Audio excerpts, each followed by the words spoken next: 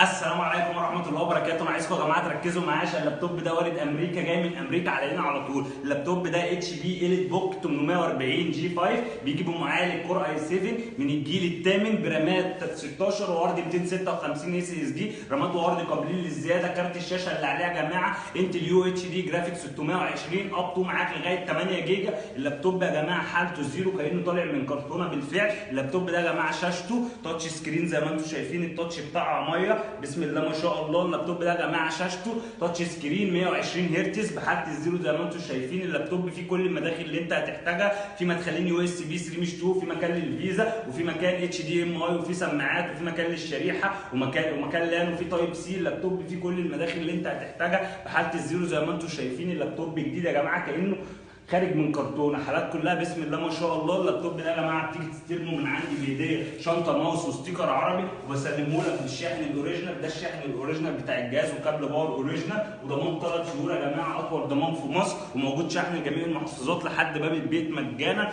حالات كلها بسم الله ما شاء الله زيرو. الخربوش ب 1000 جنيه.